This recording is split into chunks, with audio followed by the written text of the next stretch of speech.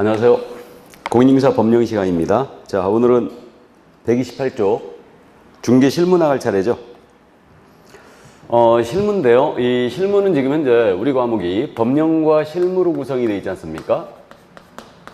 이 실무는 출제 비중이 지금 현재 30%로 공고가 되고 있는데 실질적으로 현재 20% 정도를 출제하고 있어요. 그래서 8문제 정도 여기서 출제가 되고 있습니다. 내는 곳이 정해져 있다는 얘기예요. 8문제이기 때문에 실무가 진행되는 과정 잠깐 말씀드립니다. 총설에 있는 내용인데 이 토지를 갑이 갖고 있네요. 을과 거래하십니다. 이 거래를 개업공사 A가 소개해요. 그럼 실무의 출발은 중개의뢰에서부터 출발합니다. 중개계약이 있었다는 얘기예요. 그리고 이 토지에 대하여 어떻게 중개할까 하고 계획을 세웁니다. 그래서 이 계획이 실무의 2번째 단계. 자, 그리고 이제 이 토지에 대하여 알아야 중개할 수 있으니까 조사 확인을 들어갑니다. 이게 실무의 3번째 단계예요. 자, 그리고 이제 을을 상대로 판매 활동을 펼칩니다. 이게 중개 활동이에요. 그게 실무의 4번째 단계. 그리고 이 토지에 대한 매매 교환, 임대차와 같은 계약이 체결됩니다. 그래서 계약의 체결로서 일단 중개는 완성이 돼요. 계약서 작성 교부해주고 확인 설명서도 작성 교부해줍니다. 그런 다음에 계약의 이행에 일단 관여를 하죠. 그래서 중도금, 잔금, 등기서류 교부에 모두 관여합니다. 이게 바로 실무가 진행되는 과정이에요. 실무의 범위는 중개계약서부터 거래계약 체결까지로 얘기하고 있고 이때 중개 완성이 되니까요. 계약의 이행은 실무가 아니랍니다. 그러나 이제 여기에 관련 등기 관련법이라든가 주택 상가 임대차 보호법, 경매 관련 내용을 여기서 쭉 공부하죠. 출제는 일단은 조사 확인해서 약 4개 정도, 여기 계약의 이행 관련법이죠. 그래서 이 부분이 약 한 4개 정도 출제됩니다. 그래서 토탈 여기하고 여기에서 4개, 4개씩 했고 8개 정도가 출제된다 보시면 돼요. 자, 그럼 실무가 진행되는 과정 이 정도 가볍게 이해만 해두시고요. 이제 중개계약이 나오고 있죠. 거기 그 중개대상물의 수집 방법이란 말 나와 있는데 중개대상물을 수집을 하는 거예요. 이건 중개계약을 수집하는 겁니다. 고객 수입도 포함되는데 중개대상물이나 고객을 우리 개업공사가 직접 수집하시잖아요. 동네 돌아다니면서 의뢰를 받는 겁니다. 빈집, 빈 땅을 조사하고 관훈상대 참작해서 의뢰를 받습니다. 이게 직접 수입 방법이에요. 근데 제3자를 통하여 중개 의뢰를 받지 않습니까? 그럼 제3자를 통한 방법이 바로 간접 수입 방법이에요. 제3자에는 들어가서 안 될 자가 딱 한 명 있거든요. 그 자가 누구냐면 무등록 중개업자죠. 그래서 관훈상제 참작해서 거기 오신 분들에게 직접 의뢰를 받으면은 직접 수입 방법. 거기 오신 분들을 통하여 의뢰받으면 간접 수입 방법이 되는 겁니다. 그러면 제3자에는 무등록 중개업을 하는 자, 이 자를 통하여 중개 의뢰받는 순간 우리는 금지행위예요. 그래서 이 간접 수입 방법에서 제3자에는 무등록 중개업자가 들어가면 안 됩니다. 자, 그럼 이 정도 참고하시고요. 그럼 이제 중개계약서부터 보는 겁니다. 그럼 실무 쪽에서 원래 중개계약이 나왔다는 것은 중개계약서 쓰는 요령을 공부하는 게 맞거든요. 근데 여기서 이제 중개계약에 대한 이론적인 내용을 여기서 공부합니다. 그래서 이제 우리는 법령 시간에 중개계약서 서식, 일반과 전속 중개계약 서식이 있다는 거 공부했고요. 서식 내용을 공부한 적이 있습니다. 그럼 중개계약은 의뢰인과 개업공사 간에 체결되는 계약이죠. 중개의뢰에 관한 합의다. 이게 중개계약이에요. 그럼 중개계약은 낙성계약이에요. 분류식 계약입니다. 조건부 특수한 쌍무계약에 속하고요. 유상계약에 속하죠. 다음에 이제 위임의 성격이 가장 강해요. 그러나 이제 도급의 성격, 현상광고의 성격도 있기 때문에 혼합계약의 성격을 띠고 있고 민법상 형태가 이렇게 나타난 계약이 아니기 때문에 비전형 계약이에요. 민법적인 형태가 없는 계약이죠. 비전형 계약이자 무명 계약이고요. 계속적 계약에 속합니다. 그 다음에 체결이 강제되는 계약이 아니에요. 임의적 계약이다. 참고하시고요. 자, 그 다음에 중개계약을 우리가 통상 구두로 체결하고 있는데 중개계약서를 언제나 쓰면 어떠한 장점이 있는가의 문제가 중개계약의 서면화, 유용화의 기능이에요. 지금 129쪽 가고 있는 겁니다. 맨 위에. 자, 그래서 중개계약서를 언제나 쓴다면은 이거 중개계약 내용이 의뢰 내용이 명확해지죠. 그러니까 이제 계약 내용이 명확해지니까 개공이 의뢰인의 등을 치는 일이 적어들어요. 그래서 중개계약에 대한 자주적 통제의 기능을 갖게 되고요. 기록이 남으니까 유통시약이 정비되고 현대화되는 그러한 기능을 갖게 있고요. 그다음 분쟁을 해결하는 그런 기능도 갖게 되죠. 그 다음에 있잖아요. 또 이 음성적 거래를 많이 하고 있는데 중개약서를 언제나 쓴다면 기록이 남으니까 이런 무등록 중개업자, 투기업자 출현을 방지하게 돼요. 그리고 중개계약서를 언제나 써버리면요, 중개업에 대한 전문성을 제고할 수 있어요. 왜냐하면 중개계약서를 써버리면 쉽게 의뢰인 다른 집에 못 가요. 그러니까 전속계약이 늘어날 거라고요. 수입이 늘어나면 중개업에 대한 전문성을 높일 수 있죠. 참고해 두시고요. 자, 그럼 이제 중개계약의 유형입니다. 중개계약의 종류인데 이거는 구분 기준 정도만 이해해 두세요. 그래서 중개의뢰의 독점성에 따른 구분인데, 중개대상물에 대하여 우리 개업공사가 어느 정도 독점력을 갖느냐, 이 독점성에 따라서 일반 중개계약, 전속 중개계약, 독점 중개계약으로 구분되죠. 일반은 독점력이 전혀 없어요. 전속은 어느 정도 있고요. 독점 중개계약이 독점력이 아주 강하죠. 그럼 일반은과 전속은 우리가 법령 시간에 공부했어요. 그렇기 때문에 이 두 가지 형태가요, 우리 법의 명문에 규정이 있는 형태예요. 이 두 가지가, 일반과 전속이. 그럼 일반은 그거였죠. 의뢰인 갑이 개업공사 A한테 의뢰하고 옆집에도 의뢰하고 또 옆집에도 의뢰합니다. 이 중 가장 먼저 거래를 성사시키는 개업한테 보수를 주는 형태. 이게 일반이었어요. 그래서 이게 우리나라에서 가장 많은 형태 아닙니까? 그래서 구두로 통상 체결할 때는 분쟁의 소지가 높고요. 다수의 개공이 물건을 받았기 때문에 분쟁 관계가 법률 관계가 대단히 복잡해집니다. 그래서 이거는 분쟁의 소지가 대단히 높은 그런 특징을 갖고 있어요. 그 다음에 전속은요, 독점도 마찬가지인데 의뢰인 갑이요, 특정 개업공사 A한테만 중개할 권한을 전속적으로 독점적으로 부여하는 형태죠. 그러니까 물건 혼자 받은 거예요. 이게 전속과 독점의 공통점인데, 전속과 독점의 차이는 어디 있냐면요, 스발상 있지 않습니까? 이자를 어떻게 하느냐, 여기에 차이가 있어요. 스발상 기억나세요? 스스로 발견한 상대방이죠.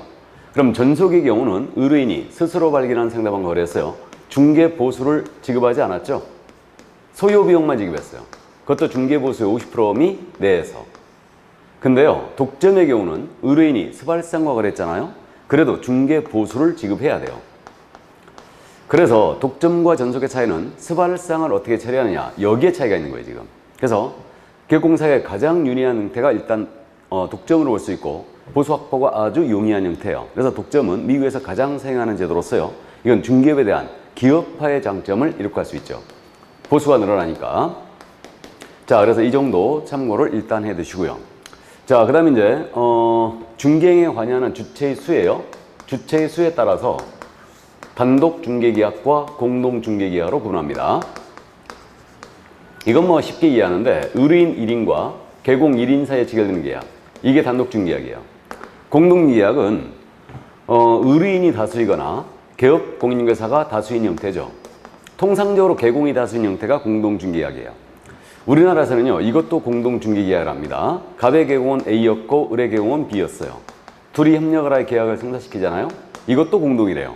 이거는 단독 중개계약이 결합된 형태로 보는데 공동 중개 행위에 불과한 걸로 보이는데, 이것도 공동 중개계약이라고 보고 있습니다. 어쨌든 우리나라에서는요, 개공이 다수가 관여한 형태를 공동 중개계약으로 보고 있는 것 같습니다.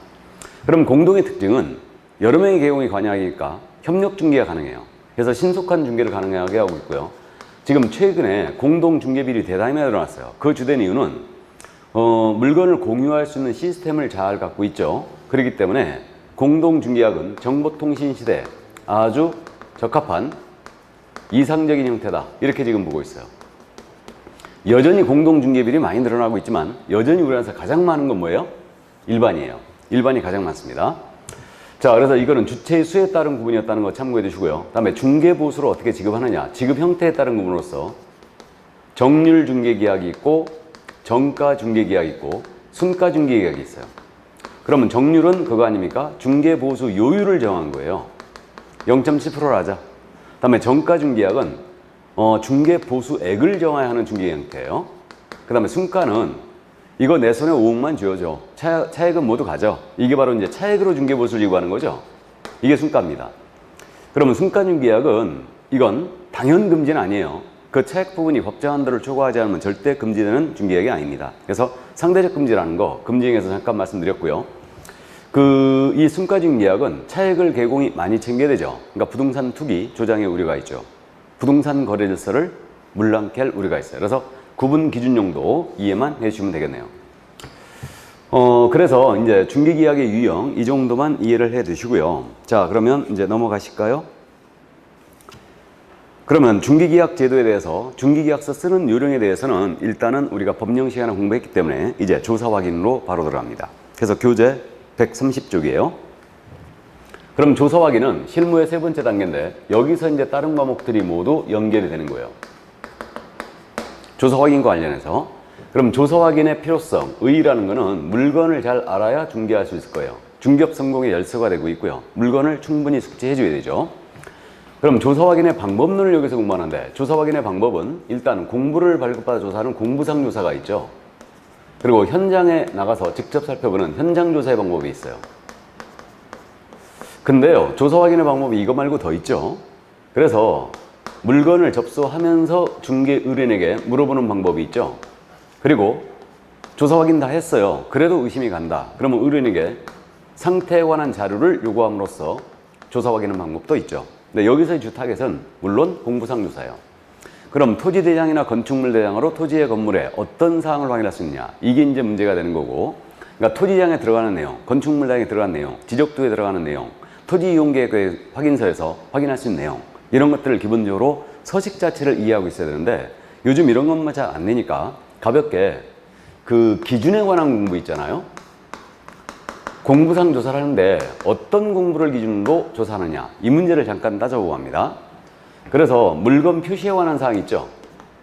물건 표시에 관한 사항이라는 건 소재지, 면적, 구조, 용도, 지목 이런 것들이에요. 그러니까 물건에 대한 기본적인 사항입니다. 이거는 뭘로 확인해야 돼요? 대장을 기준으로 조사해야 되겠죠. 토지장, 건축물대장, 지적도, 임야도 이런 걸로 이제 조사를 하는 겁니다. 자, 그런데 권리관계에 대한 사항이에요. 소유자가 누군지, 다음에 저당은 잡혀 있는지 이런 것들. 권리관계에 대한 기준 공부는 등기상 증명서가 될 거예요. 이걸로 조사하는 거죠. 그리고 공법상 이용자 및 거래 규제 있죠. 여기가 토지거래 허가구역인지 투기과일 유구인지 공법상 제한에 관한 사항은 기본적으로 토지 이용계획 확인서가 있죠. 그래서 이걸로 이제 기준이 되는 공부가 되는 거죠. 그래서 기준 공부를 이해했다면 공부끼리 서로 안 맞는 거예요. 이게 이제 불일치에 관한 문제인데 공부상 불일치에 관한 문제. 즉 대장에 기재된 내용과 등기상 기재된 내용이 서로 안 맞았다 이거예요. 그럼 누가 우선이냐 문제죠. 그래서 토지대장에도 토지의 소재지, 면적, 구조, 용도가 나오고 소지, 지목, 면적이 나오고 토지등기부에도 토지의 소재지, 면적, 지목이 나옵니다. 다음에 토지대장에도 토지의 소유자가 나와요. 그 다음에 토지등기부에도 토지 소유자가 나오죠. 그럼 이때 이제 불일치된 사항이 뭐냐에 따라서 달라지죠. 그러면 물건 표시에 관한 사항이 불일치 발생한 거예요. 소재지, 면적, 구조, 지목 이런 것들이 일단은 대장과 등기부가 안 맞아버린 거예요. 그럼 이때는 대장이 당연히 우선이겠죠? 그 다음에 권리관계에 대한 사항이 불일치한 거예요. 소유자 인적사항이라든가 지분관계가 대장과 등기부가 서로 안 맞아버린 거예요. 그럼 이때는 당연히 뭐가 우선이겠어요? 등기상 증명서가 우선이겠죠? 이게 우선이에요. 자, 그래서 기본적으로 이제 이 정도는 이제 우리가 이해를 할 수 있고요. 경계의 불일치에 대해 이해를 해 두셔야 되는데 경계가 현실의 경계와 공부상 경계 서로 안 맞아버린 거예요. 경계는 지적도에 나옵니다. 그러니까 지적도나 임야도상의 경계와 현실의 경계가 서로 안 맞아버렸다. 그럼 이거 우리 판례는요. 특단의 사정이 없는 이상 경계에 대해서는 공부상 경계가 우선이라는 겁니다. 그래서 우리 판례가 말해요. 이 지적 공부에 등록된 사항들, 지적 공부에는 토지의 소재지, 면적, 지목, 경계 이런 것들이 지금 등록이 되고 있죠. 그러면 지적 공부에 등록된 사항들은 이름, 등록으로 특정된다고 그랬어요. 소재지, 면적, 지목 특정된다. 이걸 저는 지적 공부의 특정력이라고 이해하고 있는데 이게 권리의 추정력과 비슷한 거예요. 그러니까 토지 대장상으로 이 토지의 면적이 100제곱미터로 등록돼 있다. 그럼 이 토지는 이름 100제곱미터라는 추정적인 효력 같은 게 있어요. 면적이. 그렇기 때문에 현실의 경계와 공부상 경계가 안 맞았다. 그러면 일단은 특별한 사정이 없는 한, 즉 측량을 잘못했다는 이러한 특별한 사정이 없는 한 공부상 경계가 우선이라는 게 대법원의 태도예요. 그럼 토지 소유권의 범위도 공부상 경계로 정해지는 거지 현실의 경계와는 전혀 관련이 없는 겁니다. 그리고 이 특정력을 확장한 해석으로서 이 토지가 토지 대장상으로는 분필이 된 적이 없어요. 근데 희한하게 이 토지 등기부상으로는요, 이 토지가 분필의 등기가 돼 있는 거예요. 그럼 분할이 효과가 발생하느냐? 발생하지 않는다는 겁니다. 즉, 이 등기부가 무효라는 거예요. 이 등기가. 그래서 이 정도로 특정력을 확장하여 대법원이 해석하고 있죠. 자, 그래서 일단 여기 공부상조사에서는 기본적으로 이 정도까지는 이해를 해 두셔야 돼요. 자, 그러면 이제 나머지 공부에 나타나지 않는 사항들은 전부 다 현장 답사를 하는 겁니다. 이렇게 되고, 그러면 조사 확인을 해야 될 사항들은 일단 확인 설명 사항이 조사 확인 대상이 될 거예요. 그래서 이제 우리는 지금 그 설명을 간략하게 드린 부분이 130쪽서부터 131쪽, 그 다음에 한 장을 넘어가면 이제 기본적인 사항이 나오고 있죠. 조사 확인 강론 그래가지고, 그래서 이제 확인 설명 사항의 첫 번째 기본적인 사항의 조사는 됩니다. 그래서 이 내용들이 이제 쭉 설명이 되고 있는 거예요. 그래서 이거는 여러분들이 한번 쭉 읽어보시기 바랍니다. 시험에 뭐 나오는 건 아니에요, 요즘. 자, 그래서 이 정도 이제 감만 잡고요. 그럼 이제 권리관계에 대한 조사가 있는데, 권리관계 조사는 기본적으로 등기사항 증명서를 통해 조사한다고 그랬죠? 134쪽 가고 있습니다. 그러면 권리관계 조사는 일단 등기사항 증명서로 조사하는데, 공시되지 아니한 사항도 조사를 해줘야 돼요. 그럼 미공시 원리도 조사를 해야 되는데, 그럼 미공시 원리에 대한 부분은 일단은 뭐 유치권, 법정 지상권, 분묘기지권, 등기되지 아니한 임차권, 이런 것들이 있죠. 그럼 미공시 원리에 대해서는 현장 답사를 통하여 일단 조사를 하는 겁니다. 공부에 나타나지 않으니까. 자, 그런데 우리가 실무적으로 미공시를 중에 제일 많이 부딪히는 게 분묘기지권이에요. 물론 임차권을 제일 많이 부딪히는데, 이거는 이제 주임법, 상임법으로 별도로 공부하고요. 그래서 이 미공시 원리의 대표 주자가 바로 분묘기지권이죠. 그래서 이 부분을 우리 쪽에서 출제를 아주 잘하고 있어요.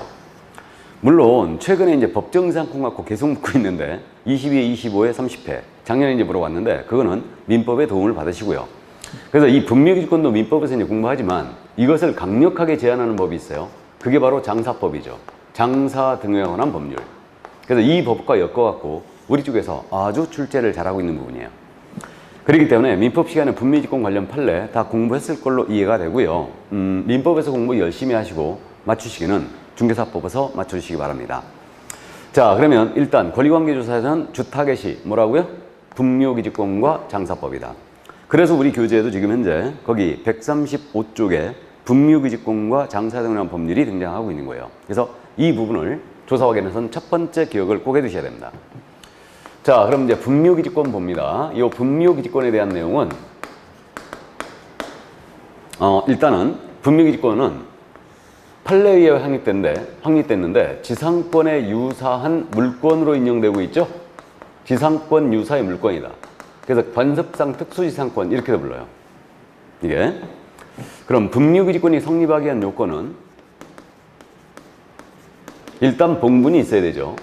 그 다음 시신도 이렇게 누워 계셔야 됩니다. 앉아 계시면 안 되고.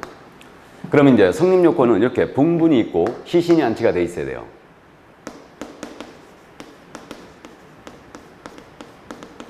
봉분은 있으나 시신이 없어요. 이걸 뭐라고 합니까? 가묘라죠. 장래의 묘소. 그럼 가묘는 취득할 수 없어요. 다음 봉분은 없어요. 시신은 있습니다. 평평하게 모셨거나 몰래 모신 거죠. 이게 평장암장이에요. 그럼 평장암장은 당연히 분묘지권 취득할 수가 없죠.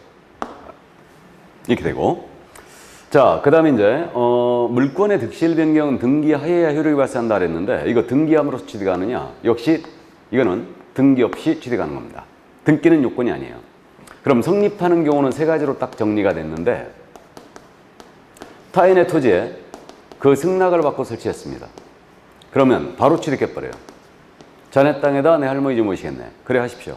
그럼 승낙 설치하면 바로 취득합니다. 그럼 승낙을 받지 아니하고 설치했더라도 시효로 취득할 수도 있어요. 시효 취득은 점유를 몇 년 해야 돼요? 20년 하셔야 되죠. 그리고 이 점유가 평온한 점유이고 공연한 점유여야 돼요. 그러니까 폭력에 의하지 아니하고 그 다음에 비밀로 하지 아니하고 20년간 이 분묘에 대해 봉제사를 하시게 되면 시효로 분묘지권을 취득합니다. 그럼 분묘기지권은 점유를 기본적으로 수반하는 권리인데, 분묘기지권자의 점유 있죠? 이 점유는 기본적으로 타주점이에요.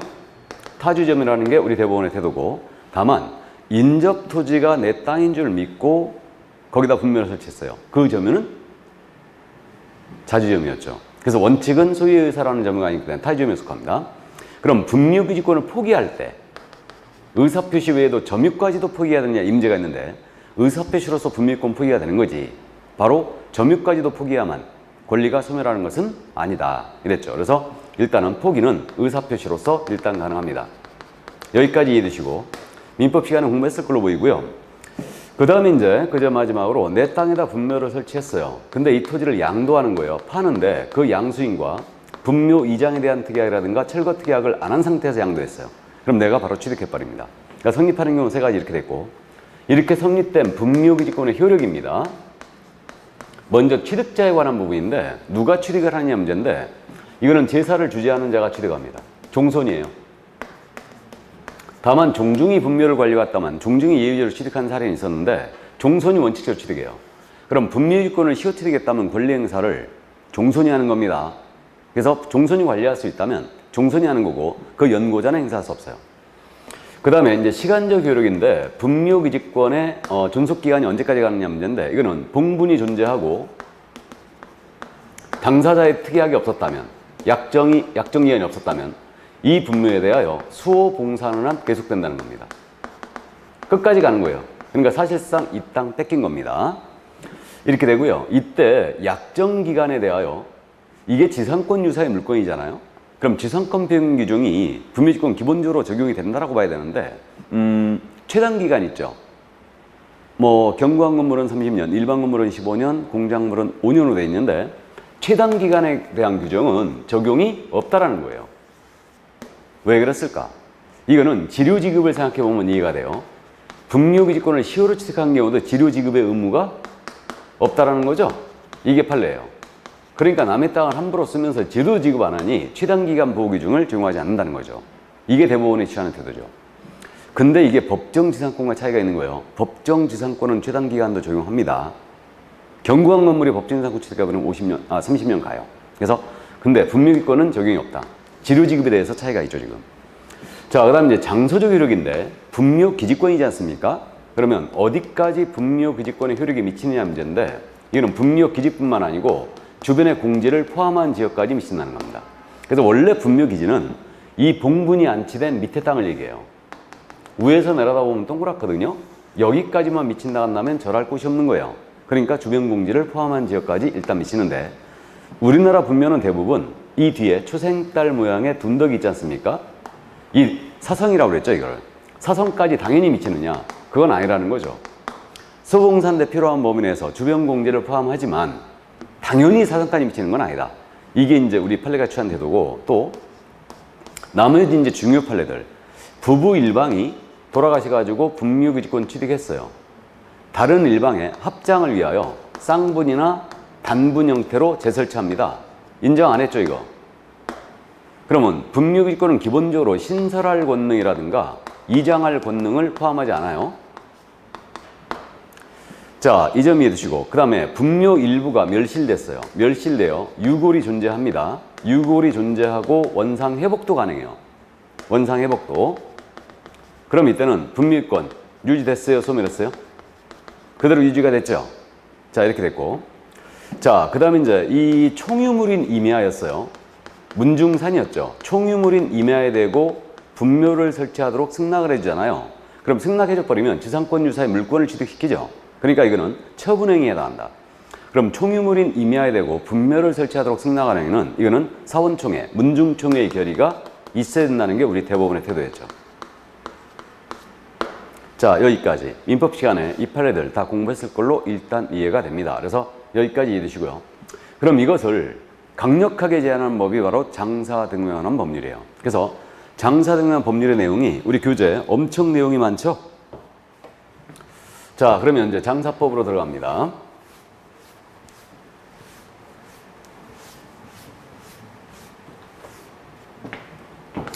이 장사등용하는 법률인데, 이걸 줄여서 장사법이라고 불러요. 이거는 2001년도 1월 13일서부터 시행됐어요. 그러니까 2001년도 이후에 설치된 분묘들은 모두 이 장사법의 적용을 받습니다. 그럼 이 법상 용어거든요. 이 법상 용어의 정의인데, 이 법은 기본적으로 분묘와 묘지를 구분하여 사용합니다. 분묘는 시신을 안치하게 한 시설이에요. 그러니까 봉분 이렇게 이해하시면 돼요. 이게 분묘고, 그 다음 묘지는 이 분묘들을 설치하기 위한 일정 면적의 구역이다. 분묘들을 설치하기엔 1점 구역. 이게 바로 이제 묘지죠, 그럼 이 묘지는요, 사설묘지와 공설묘지에 대해 적용합니다.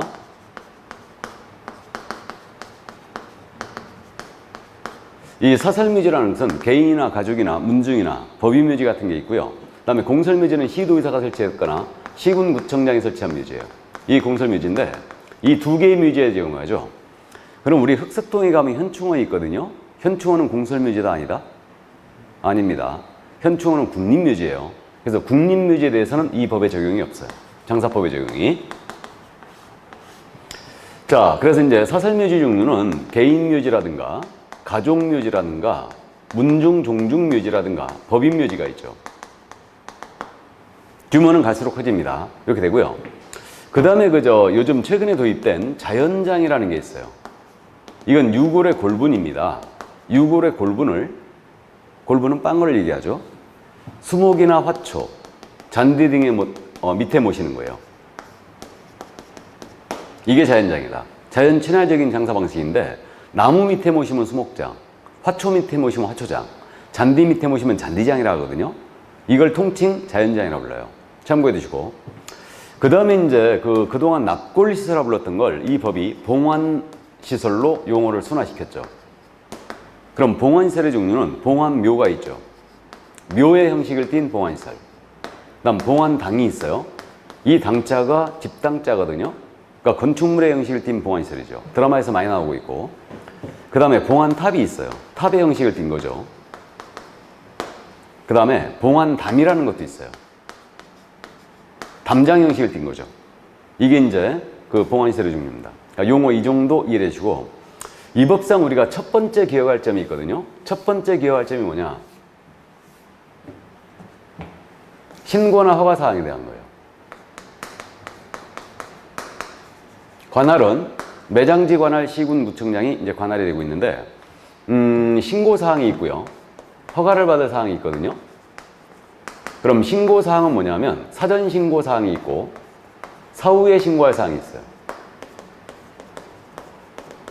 특히 이 사후 신고사항을 꼭 기억해 두셔야 되는데, 사후에 신고할 사항은 뭐냐면 시신을 매장했다, 개인묘지를 설치했잖아요. 그러면 30일 내에 천천히 신고하시면 돼요. 매장은 그거죠. 할머니가 돌아가셨어요. 이게 우리 가족묘지입니다. 그래서 할아버지 자리, 할머니 자리, 아버지 자리, 어머니 자리인데 이미 설치된 묘지에 시신을 안치하는 행위, 이게 매장이죠. 개인묘지 설치는 뭐냐면 이게 산이에요. 할머니가 돌아가셨어요. 나무부를 일정 부분을 잘라내고 할머님을 안치하고 상석을 놓고 비석을 놓고 사성을 둘러칩니다. 이게 개인묘지 설치예요. 그래서 개인묘지라는 것은 1인을 모셨거나 부부관계였던 분 있죠? 이걸 모시는 게 개인묘지예요. 그래서 이게 전통적인 장사의 풍습이기 때문에 천천히 고갈 거 다 하고 30일 내에 들어와라, 이 얘기예요. 그리고 최근에 도입된 개인 자연장지라는 게 있어요. 자연장. 개인 자연장지를 조성하잖아요. 그러면 이제는 마찬가지로 이걸 장려하기 위해서 30일 내에 천천히 신고하시면 됩니다. 그럼 사전에 신고할 사항은 뭐냐? 화장이나 개장을 하고자 한다. 화장은 화장장에서 해야 되니까 당연히 화개장. 개장은 열개자예요. 분묘를 이장을 하기 위해서 파헤치는 행위죠. 그러니까 화개장은 사전 신고예요. 또 요즘 봉환시설이라든가 화장시설이 부족해요. 그러니까 사설 화장시설이나 그 사설 봉환시설 있죠? 이런 것들은 사전에 신고하시고 설치하면 됩니다. 이렇게 돼 있고요. 그 다음에 자연장이라는 게 도입됐다고 그랬는데, 자연장 중에 가족 자연장이라든가 문중 자연장지 있죠? 문중 자연장지, 이거를 조성한다. 그럼 미리 신고만 하시면 돼요. 근데 개인 자연장지는 사후 신고죠. 그냥 설치해놓고 천천히 30일 내에 신고하시면 됩니다. 그럼 나머지는 다 허가사항이에요. 그러면 묘지는 기본적으로 허가사항인데, 공설묘지는 지들이 설치하니까 허가받을 일이 아니고요. 사설묘지 중에 개인묘지는 사후 신고로 갔잖아요. 그럼 개인묘지를 제외한 사설묘지를 설치한다. 가족묘지, 문중묘지, 법인묘지. 이것은 전부 다 이제 허가를 받으셔야 되고요. 자연장지 중에 대규모로 설치하는 거예요. 개인 자연장지는 사후 신고였죠. 그 다음에 가족이나 문중 자연장지는 사전 신고였고, 자연장지 중에 종교단체 자연장지가 있고 법인 자연장지가 있는데 이것은 허가를 미리 받으셔야 됩니다. 대규모로 설치하니까. 그래서 특히 사후신고사항을 꼭 기억을 해 두셔야 됩니다. 그러면 여기서 이제 우리 그 교재에도 이거 용어와 설명이 지금 돼 있는데 그 개인묘지 같은 건 그겁니다. 1인이나 부부였던 분을 모시는 게 개인묘지라고 했고, 가족묘지는 가족, 친족, 민법상 친족관계에 있던 분들, 친족관계에 있던 분들을 모시는 게 가족묘지예요. 문중원이었던 분을 한 교회에 같이 모시는 겁니다. 이게 바로 문중묘지고, 법인묘지는 그 재단법인 설립해야 됩니다. 그러니까 이른바 이제 추모공 같은 거, 이게 법인묘지예요. 그래서 이제 대규모로 설치가 되는 거죠. 이게 재단법인 꼭 설립해야 됩니다. 법인묘지는. 자, 그래서 신고허가 사항 중에 이 부분을 첫 번째 기억을 해두시고요. 두 번째 기억할 점이 뭐냐면 면적 제한이에요. 면적 제한인데, 일단 면적 제한에서 공설묘지 및 사설묘지 시스템 분묘 한 기당 면적 있죠. 분묘 한 기당 면적이라고 그랬는데 이거는 상서, 비서, 시설물의 설치 구역 면적을 포함하는 거예요. 포함을 하여 10제곱미터를 초과할 수 없습니다. 합장의 경우는 15제곱미터를 초과할 수 없어요. 합장은 같이 모시는 거죠. 그래서 이게 3평밖에 안 되는 거예요, 지금. 상당히 비좁죠. 그러니까 공설묘지 같은 데 써보시면 아십니다. 상당히 비좁기 때문에 합장을 위하여 개장을 할 때는 조심해서 개장해야 돼요. 좀만 덥하면 옆에 분이 나 불렀어 하고 나오십니다. 그래서 한 기당 면적은 10제곱미터, 그 다음에 합장은 15제곱미터를 초과할 수 없다는 거 이해를 해 두시고요. 그 다음에 이제 면적 중에서 개인묘지 있지 않습니까? 개인묘지라든가 개인 자연장지가 있는데,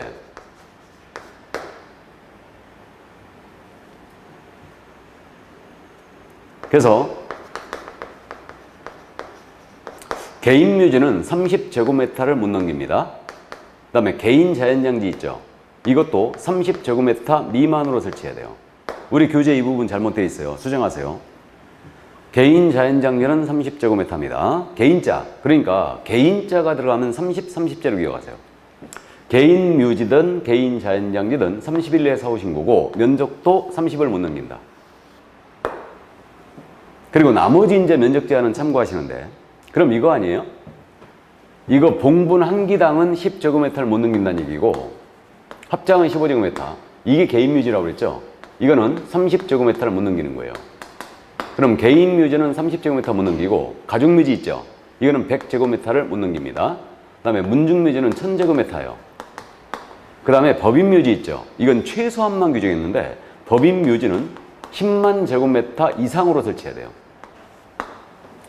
그러면 자연장지 있지 않습니까? 자연장지는 어떻게 했느냐? 역시 개인 자연장지가 있는데, 개인 자연장지는 30제곱미터 미만으로 설치해야 되고, 가족 자연장지가 있거든요. 이거는 사전 신고였죠.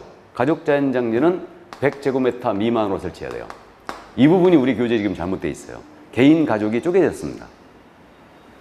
그 다음에 이제 문중 자연장지는 2000제곱미터 이하로 설치해야 되고, 종교단체 자연장지는 4만 제곱미터 이하로 설치해야 돼요. 그 다음에 법인 자연장지가 있거든요. 이거는 5만 제곱미터 이상으로 설치해야 돼요. 우리 교재에 면적 다 있죠? 그러니까 이 정도 이해해 두시고, 가족까지는 출제한 적이 있어요. 가족까지는. 그래서 이제 거기까지 이해를 해 두시고요. 자, 그러면 이제 면적 제한 규정, 요거는 반드시 기억을 하고 간다. 그래서 개인자가 들어가면 30, 30. 요 점을 이해해 두시고, 요즘 이제 납골시설이라고 할까 봉안시설로 바꿨다 그러는데, 봉안묘 면적 정도는 한 번쯤 참고하는데, 묘의 형식을 띈 봉안시설이 이제 봉안묘인데, 봉안묘는 이제 육각형으로 대리석으로 만들었죠, 다. 육면이 다 대리석이에요. 그래가지고 이제 유골의 골문을 용기에 담아서 이렇게 이제 안치를 하는데, 봉안묘는요, 이거 가로 길이 2m, 세로 길이 1m, 높이는 10cm를 못 넘겨요. 그래서 봉안묘는 2제곱미터를 못 넘기게 돼 있어요. 봉안묘는 2제곱미터를 못 넘긴다. 이건 장사법에 직접 있으니까요. 참고해 두세요. 자, 그래서 이 정도 이제 이해를 해 두시면 되겠고요. 세 번째 기억할 점이 존속기간 제한이에요. 공설묘지 및 사설묘지 시스템 분묘의 존속기간이에요. 분묘의 존속기간은 30년으로 한다 그랬죠. 다만 연장을 허용하는데 1회 30년 연장을 허용합니다. 연장 신청을 하면 연장해줘야 돼요. 그러니까 최장 존속할 수 있는 기간이 60년이 되는 거죠. 이게. 그래서 이것이 바로 분묘 기지권에 대한 강력한 제한 아니에요. 그럼 장사법이 2001년도 1월 13일부터 시행됐다고 그랬는데 1월 13일 이후에 설치된 분묘들은 분묘기권 취득했다 하더라도 최장 60년을 못 넘기는 거예요. 그러면 만약에 존속기간이 만료됐잖아요. 그러면 1년입니다. 1년 내 철거를 하여 화장을 하시거나 봉안시설로 모셔야 돼요. 그래서 이게 이제 분묘기권에는 강력한 제한이 되고 있다. 이게 세 번째 기억할 점이었고, 그 다음에 이제 마지막으로 우리 교재에는 이 부분이 지금 언급이 안 돼 있는데, 그 타인의 토지 등에 설치된 분묘 처리, 이 부분을 이해하고 있어야 돼요. 이게. 그래서 이게 뭐냐면 타인의 토지에다가 그 소유자의 승낙을 받지 않냐고 설치한 분묘라든가 타인의 묘지에다가 묘지 설치자의 승낙을 받지 않냐고 설치한 분묘예요. 이걸 제가 그냥 무연분묘, 무연묘 이렇게 이제 편하게 부르고 있는데, 남의 땅이나 묘지에다 몰래 설치한 자죠. 이거 승낙 안 받고. 누가 더 나쁜 놈? 묘지에 몰래 설치한 놈이 진짜 나쁜 놈이죠. 그럼 이런 분묘가 발생이 되면 연고자를 알잖아요. 그러면 연고자를 알면 3개월 이상의 기간을 정하여 통지해 줘야 돼요. 이장을 해가라 하고. 모르면 그 뜻을 신문 공고해야 됩니다. 그럼에도 불구하고 이장을 안 해갔잖아요. 그러면 시군구청장의 허가를 받아서 개장을 해버릴 수 있어요. 이장을 해버릴 수 있습니다. 그리고 후일 이 연고자가 나타나서 분묘 존속 권리를 주장하지 못한다 그랬어요. 그럼 이 얘기입니다. 장사법 시행 후에 2001년도 1월 13일 후에 남의 땅에다 몰래 분묘를 설치했어요. 시효취득을 인정한다 안 한다? 안 한다는 얘기예요. 그러니까 장사법 시행 후에 설치된 분묘들은 시효취득을 인정 안 합니다. 그런데 주의할 점이 2001년도 1월 13일 날 장사법이 시행됐잖아요. 그러면 이 2001년도 1월 13일 전에 설치된 분묘예요. 이전에 설치된 분묘들은 시효취득을 인정하는 거예요. 근데 이 이후에 설치된 분묘들은 시효취득을 인정하지 않는 겁니다. 이거. 그래서 이것도 분묘기권에 대한 강력한 제한이 되고 있는 거죠. 그럼 자연장이라는 게 도입됐는데 타인의 자연장지라든가 토지에다가 몰래 승낙을 안 받고 자연장을 해버렸어요. 승낙 안 받고 자연장 뭘로 했습니다. 그럼 이거 자연장 보존 권리 주장하겠습니까? 못하겠습니까? 당연히 못하겠죠. 그래서 이거 존속 권리 주장을 못합니다. 그러니까 이 부분 꼭 이해해 두셔야 돼요. 그다음 이제 판례태도도 이해해 두셔야 됩니다. 2001년도 전에 설치된 분묘들은 여전히 시효취득을 인정하죠. 근데 2001년도 이후에 설치된 분묘들은 시효취득을 못합니다. 이 정도. 자, 그래서 이제 장사법과 분묘기지권 이해를 꼭 해 두시고요. 그럼 이제 권리관계조사에서 여기까지 이래 했고요. 그럼 이제 139쪽에 거래 예정 금액이 나오죠. 이제 확인 설명사항 거래 예정 금액이 나왔습니다. 현재 장차 얼마에 거래할 거냐 확인만 해보면 되는 거고, 나머지 사항들은 쭉 다 빠져버렸죠. 쭉 다 빠졌는데 여기서 말이에요. 지금 우리 교재 농지법에 관한 내용이 사그리 다 빠졌어요. 그러니까 이 농지법에 대한 내용은 이건 이제 공법하고 연결이 돼 있는 거거든요. 그리고 공법 시간에 공부하니까 우리 유학점에는 농지법에 대한 내용이 빠져 있는데, 이제 거래 예정 금액을 조사 확인하고 공법상 이용자 및 거래기 사항을 조사 확인해야 돼요. 그러면 공법상 제한에 대한 사항을 조사 확인하는데 이때 공법상 이용자 및 거래규제예요. 그럼 공법상 이용자 및 거래규제에 관한 사항은 기준이 되는 공부가 토지 이용계획 확인서예요. 이걸 발급받아 일단 조사하는데, 근데 모든 공법상 제한을 이걸로 확인할 수는 없어요. 공법상 제한하는 법률이 너무너무 많기 때문에 이걸로 모든 사항을 조사 확인할 수는 없고요. 개별법을 더 조사할 필요가 있고요. 나아가서 부동산 종합 정보망이 있거든요. 이게 옛날에 부동산 종합 정보망이 저기였죠. 이게 지금 현재 LH공사에서 위탁 운영을 하고 있는데 부동산 종합 포털이 있어요. 이게 뭐냐면 C리얼이죠. 지금 C리얼 이거 알아두셔야 됩니다. 홈페이지 시리얼이라고 있어요. 그래서 여기 들어가면 지번을 입력하고 부동산 정보 열람을 이렇게 클릭하잖아요. 그러면 여기에 대한 대부분의 내용이 다 나와요. 그래서 공부에서 확인이 안 되는 사항 있죠. 확인이 안 되는 사항은 부동산 종합정보망을 통하여 더 조사할 필요가 있죠. 이게 그래서 이렇게 되고요. 그럼 공법상 인재 제한으로서는 일단 토지거래 허가제, 부동산 거래 신고제, 뭐 농지취득자금융제 이런 게 있는데 여기서는 이제 주로 타겟이 농지법의 내용이에요. 그래서 농지법으로서 농지에 대한 규제, 특히 농지취득자금융제라든가 농지에 대한 임대차, 농지 소유 상한제 이 부분이 이제 문제가 되고 있는 거예요. 그래서 이 부분은 지금 현재 우리 교재에 빠져 있는데 이거는 공법 시간에 공부하기 때문에 빠져 있는 걸로 보입니다. 그러나 꼭 이해를 해 두셔야 돼요. 그래서 간략하게 여러분들 기억만 살리고 넘어가면 우리 쪽에서 농지법에 대한 이제 출제했던 게 뭐가 있냐면 이건 교재에 없어요, 지금. 농지법에 대해서 이제 주로 뭘 출제했냐면 농지에 대한 소유 상한제. 그러니까 농지법은 경자 유전의 원칙이 내용인데요. 농업 경영을 할 자만 농지를 가져라 이 얘기인데 일정한 경우는 농지를 소유할 수 있고 농지를 소유하는 경우는 소유 상한제가 운영되고 있어요. 이거 꼭 기억을 해 두셔야 됩니다. 그러니까 소유 상한제는 세 가지인데 상속으로 농지를 받았잖아요. 근데 농업 경영을 안 해요. 그럼 상속받은 농지 중에서 10,000제곱미터 이내에서는 계속 소유할 수 있어요. 8년 이상 농사 짓습니다. 8년이에요. 이제 이농하는 거예요. 그럼 이농 당시 보유 능력에서 역시 10,000제곱미터 이내에서는 계속 소유할 수 있어요.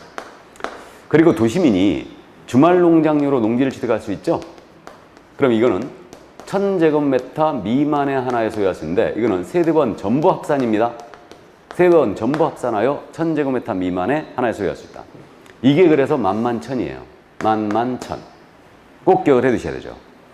다만 상속과 이농의 경우는 이제 농지법에 따라 임대를 하거나 사용대를 했잖아요. 그럼 예외적으로 일단은 계속 소유할 수도 있긴 있는데 그 임대차 기간 동안에는 원칙적으로 이제 10,000제곱미터 이내에서만 소유할 수 있어요.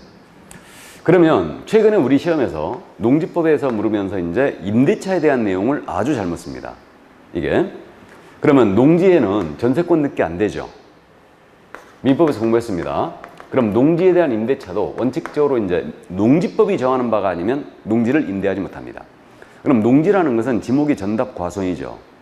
그 다음 이제 실제 경작에 사용하는 토지로 3년 이상 샀다든가 다만 지목이 임야인 경우는 제외죠. 이건 이제 공법 시간에 공부하는 겁니다. 농로부지, 수로부지, 버섯재배사부지 모두 농지죠. 자 이렇게 돼 있는데 이 농지에 대하여 이제 농지법이 정하는 바가 아니면 임대를 못하게 돼 있는데 농지에 대한 임대차 계약이나 사용대차 계약은 서명 계약을 원칙으로 합니다.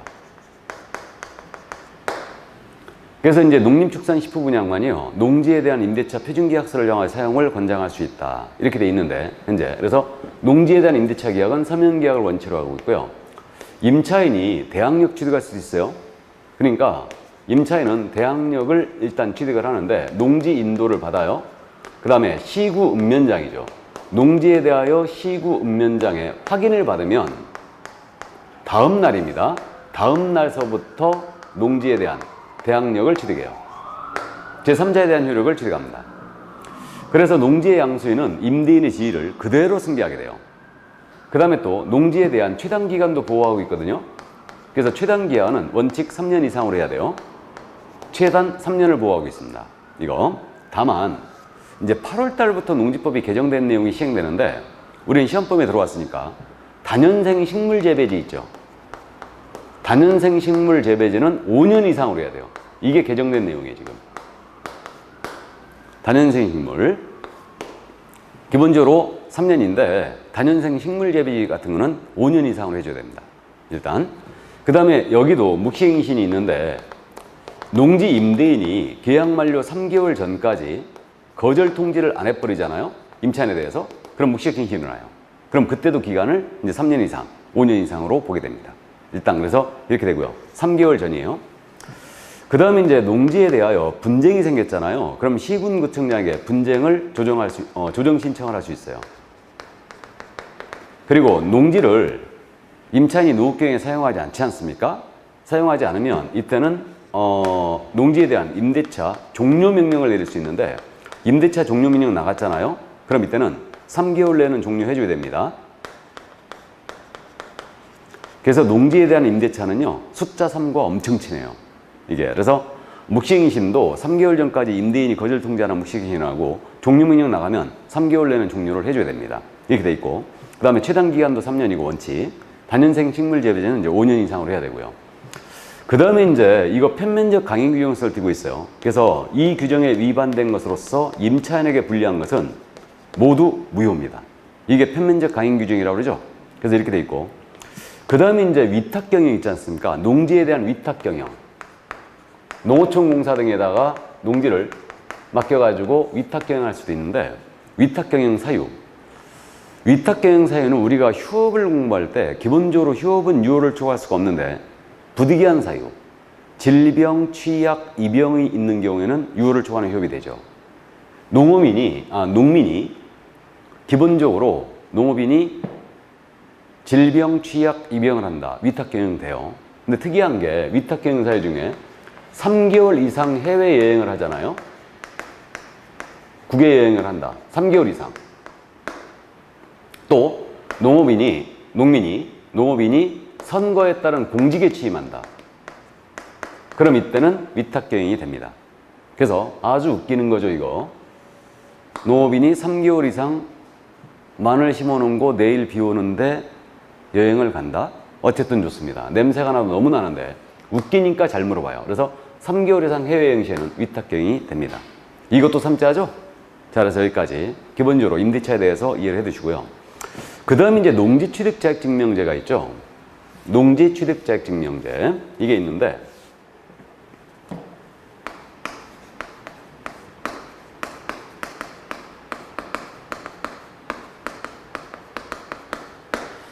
그러니까 농지에 대한 소유권 이전 등기하잖아요. 그럼 농지취득자격증명 받아와야 됩니다. 그래야 되는데, 그래야지 등기를 해줘요. 그럼 예를 들어서 갑과 을이 농지에 대한 매매를 했거든요. 근데 을이 농지증을 못 받아버렸어요. 그러면 농지에 대한 매매 계약이 무효가 되느냐? 그건 아니라는 거예요. 농지에 대한 이전 등기만 못할 뿐이지 농지에 대한 매매 계약이 무효가 되는 것은 아니다. 유효라. 그러니까 이거는 농지에 대한 이전 등기만 못하는 거예요. 농지증. 그렇게 되고요. 그래서 이제 최근의 판례가 이제 농지는 그 농지에 대한 법률 행위의 효력 요건은 아니다. 효력 발생 요건은 아니다. 그러니까 농지에 대한 매매 계약이 무효가 되는 건 아니라고 그랬고요. 또 농지증 이거 법률 행위를 했다면은 농지증 발급 신청권을 보유를 한대요. 소유권이 있는 게 청구할 수 있으니까. 그죠? 그래서 발급 신청권을 보유한다는 게 우리 판례였고요. 이건 채권자 대위 행사의 대상이 된다는 거죠. 그래서 이 정도 판례 일단 참고해 두시고요. 그럼 우리는 실무니까 언제 농지증을 받아와야 되는데 농지증 발급 대상 계약이거든요.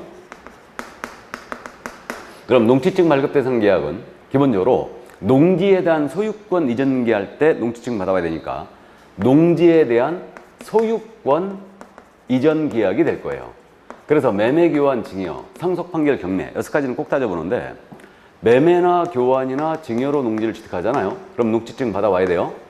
근데 전세, 임대차 이런 건 다 아니죠. 아니고요. 그러면 상속으로 취득한다. 농지증 받을 일 없어요. 그 다음에 경매로 농지를 취득하잖아요. 농지증 가져와야 됩니다. 그래야 매각 결정 떨어져요. 그래서 이거 주의하셔야 됩니다.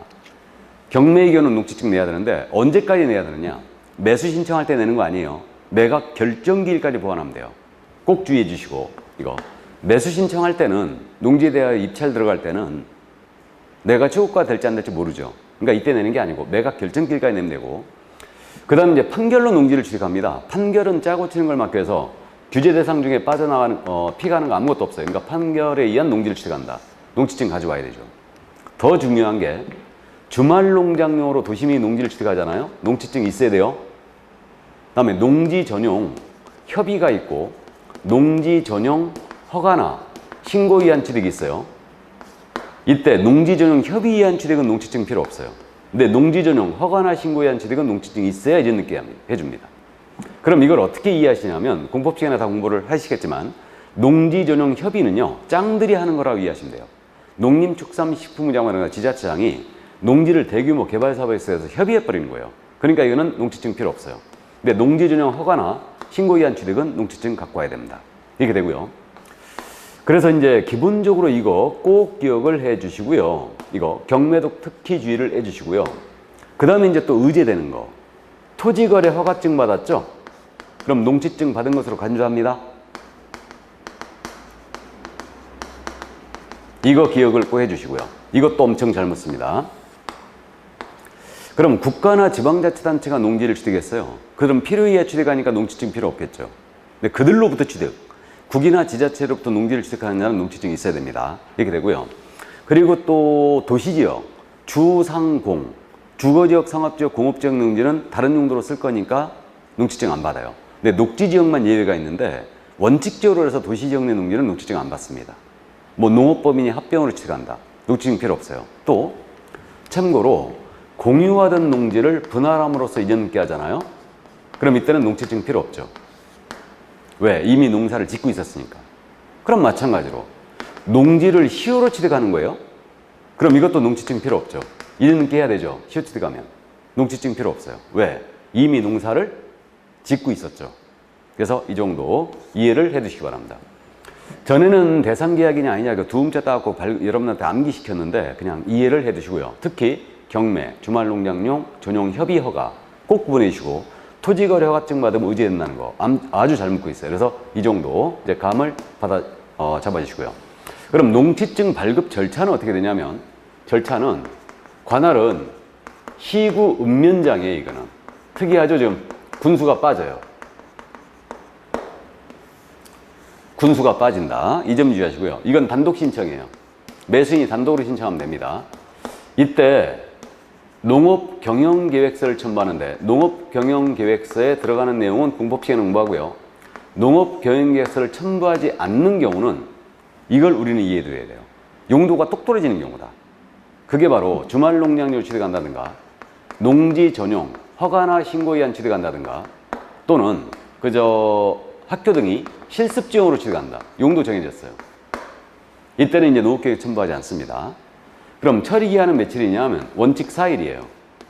근데 농업계획에서 첨부하지 않잖아요. 이때는 이틀입니다. 그래서 주말농장용으로 취득하겠다. 이 농지증 발급 신청 들어갔잖아요. 그러면 담당 공무원이 현장에 가고 확인 한번 다음에 농지를 쓰고 있다는 게 확인되면 바로 농지증 줘버립니다. 그래서 이거 4일이고 농업계획에서 첨부하지 않는 경우는 이틀이라는 거. 그래서 이제 기본적으로 이해를 해 두시고요. 이제 농지를 농업계획에 사용하지 않는다. 그럼 처분해야 돼요. 1년 내 처분할 것을 통지해 줘요. 농업계획에 사용하지 않으면. 그럼에도 불구하고 처분하지 않았다.